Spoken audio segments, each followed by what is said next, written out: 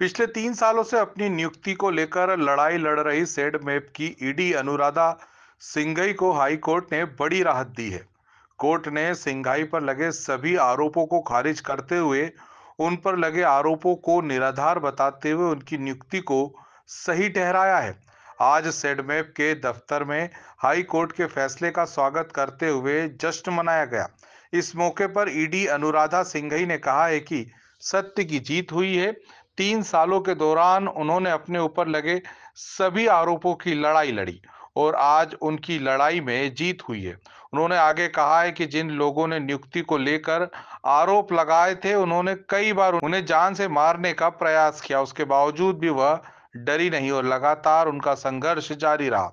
संघर्ष के बाद अब उनकी जीत हुई है। अनुराधा सिंघई ने बताया कि नियुक्ति के बाद से ही उनके विरोधी उनकी नियुक्ति को लेकर झूठे आरोपों और एफआईआर आरटीआई लगा रहे थे, जिसे कोर्ट में लगे तमाम आरोपों को असत्य पाया गया। गौरतलब है कि जुलाई 2021 में सेडमेप में ईडी के पद को अनुराधा सिंघई ने संभाला था, जिसके बाद संस्था में उपस्थित भ्रष्टाचारियों का मानो समय आ गया और भ्रष्टाचार में लिप्त भ्रष्टाचारियों को सेडमेप ईडी ने निलंबित कर दिया और ऐसे कर्मचारियों और एजेंसियों को बाहर का रास्ता दिखाने के बाद मानो सिंघाई पर झूठे आरोपों की झड़ी लग गई, जिसके बाद सिंघाई को मानसिक प्रताड़ना झेलना पड़ी। इसके बावजूद लाखों सेड में परिवार बेघर ना हो जाए, इसकी चिंता वह करती रही। जब मैंने ज्वाइन किया तो संस्था काफ़ी लॉस में थी। जब उसको देखा कि कहाँ पर क्या इश्यूज है तो कुछ अनियमितताएं पाई गई और उन अनियमितताओं के चलते जब विभागीय जांच के आदेश दिए और कुछ परिवर्तन किए, जिस तरह से जो पहले गलत कार्य होते थे उनको बंद किए, तो एक तबका, एक सिंडिकेट यहाँ का पीछे पड़ गया और साथ ही उनके कुछ बाहरी एजेंसियां जो यहाँ पर काम कर रही थी वो भी पीछे पड़ गई। विशेष करके जो मैन पावर में लगी हुई थी उनमें से विशेष तौर पर जैसे रतन एम्पोरियम जैसी एजेंसी जो राजस्व चोरी भी करती थी। जीएसटी विभाग का भी हमको पत्र प्राप्त था कि जीएसटी की चोरी कर रहे हैं, पीएफ की चोरी कर रहे हैं। ऐसी एजेंसीज के साथ मिलकर के यहाँ के पुराने नोडल अधिकारी और दूसरे कुछ अधिकारी जो कार्य करते थे उनके ऊपर जब अंकुश लगाया तो ये पूरा सिंडिकेट मुझे किसी भी तरह से हटाने के लिए कवायद में लग गया।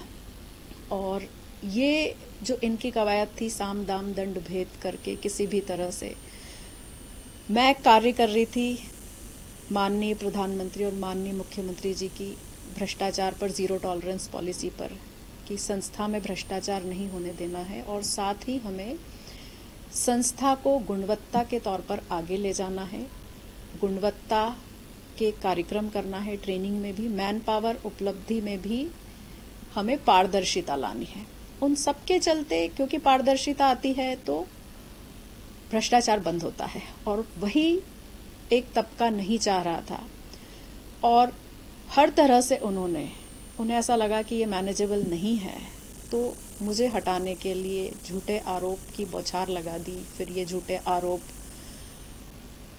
कोर्ट में पीआईएल लगाना, क्यों वारंटो लगाना, षड्यंत्रकारी तरीके से फर्जी एफआईआर करना, तमाम तरीके उन्होंने अपनाए और अंततः जैसे सत्य की जीत होती है, फर्जी एफआईआर भी पूरा इन्वेस्टिगेट होकर के निराधार असत्य पाई गई, वह भी माननीय जिला न्यायालय द्वारा क्लोज की गई। हाई कोर्ट द्वारा भी क्यों वारंटो रद्द किया गया कि ये गलत है, नियुक्ति पूरी तरह से सही पाई गई। इन करने के पहले ईडी पोजीशन के ऊपर 2 कोर्ट केसेस लगे हुए थे और शुरू से ही इस तरह की स्थितियां, मतलब एक तबका चाहता था कि वो ईडी को या तो पपेट की तरह बना करके रखे और क्योंकि मैं पपेट की तरह काम करने के लिए तैयार नहीं थी, मुझे मेरी जिम्मेदारी इस संस्था के प्रति, प्रदेश के प्रति, प्रदेश की जनता के प्रति थी।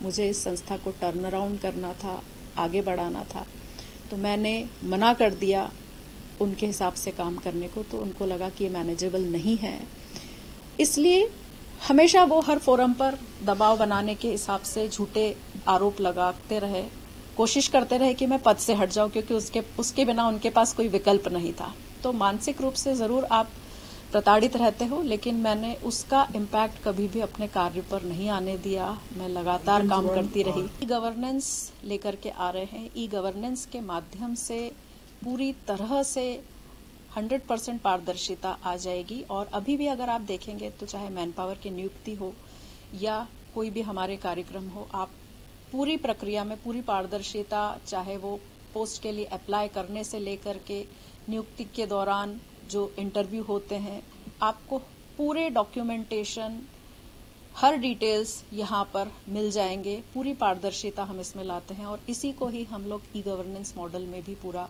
बहुत ही जल्दी लेकर के आ रहे हैं। खबरों में बने रहने के लिए ग्रामीण भारत टीवी को सब्सक्राइब कीजिए और बेल आइकॉन दबाना ना भूलें।